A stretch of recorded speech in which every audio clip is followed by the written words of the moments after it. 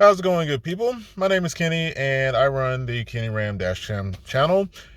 I wanted to talk about and discuss at least my opinion of the changes that were made to the roadway and my normal commute in regards to the bridge that was damaged on August 29th, 2023. If you are not familiar, I do live in Montgomery, Alabama, and I do commute, to and from work.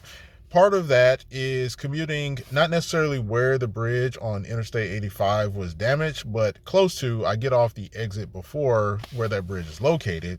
Thus, it does impact my morning commute as well as not so much the afternoon commute, but the road closures and road changes have thus impacted my evening commute because I then have to travel a different way to go back home and so forth.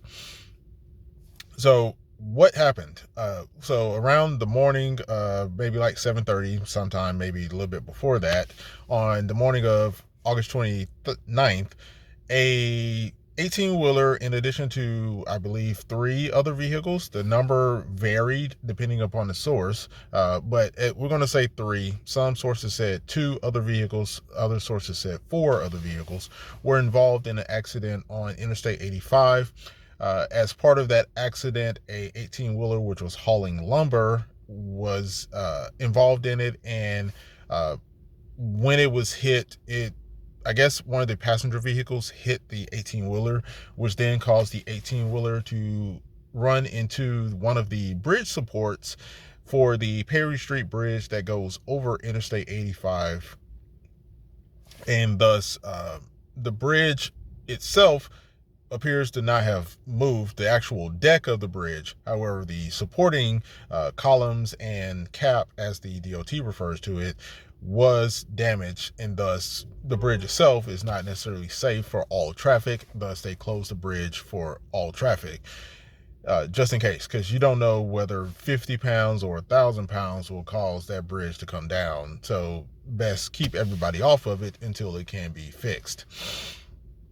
Now, what they did was they actually changed the way I have to get to work. And so there is a couple of exits before the normal exit that I would get off on.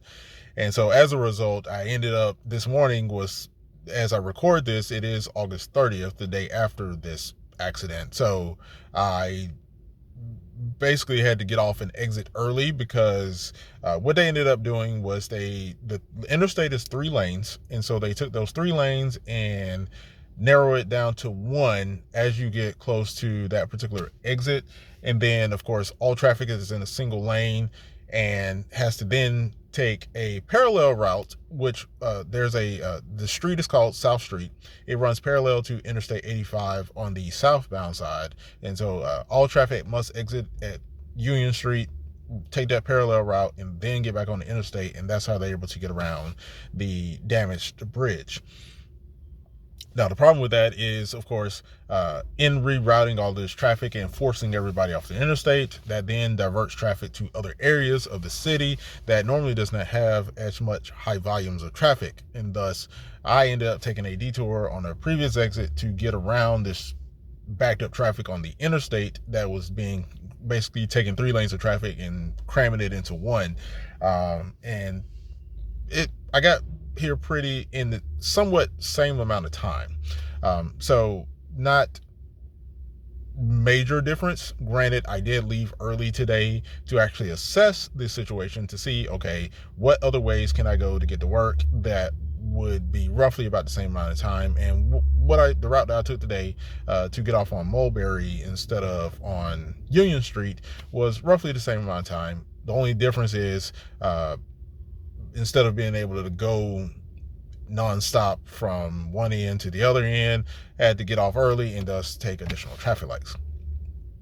Now, I will show you in this particular, or maybe in a separate video clip, of the differences between the morning commutes of what it would normally be like and thus what the route that I end up having to take today and the significant changes. Now, I may at some point in the future go and get off on the Union Street exit with all of these changes that they have made, just so you all can see those things. But as it currently stands, I didn't want to have to sit in traffic, and thus taking the earlier exit to avoid the basically traffic jam. Now, if you have comments or questions about the changes or detours or anything related to this incident, feel free to drop a comment down below. I'll be glad to do a follow-up video on this and provide updates as the road situation changes. I will say, though, that yesterday was a commuter's nightmare because of the fact of, I believe a lot of people, although they did a press conference earlier in the day to announce some of the changes that they were going to be doing, ultimately people that were at work in the downtown areas probably did not see that press conference and see the traffic reports that they were going to give out, and thus making my evening commute pretty much everything short of just insanity. People didn't know where to go. The streets that typically do not have a lot of traffic had way more traffic, probably at their design capacity, if not over their design capacity. And a whole lot of other things were going on. So that said, though, I'll wrap this video up. Like I said, I will be doing updates to this situation and just sharing my experience with this changes in commute and just navigating the city. Thank you for watching. If you have not already, please be sure to subscribe, and I will hopefully catch you in the next video.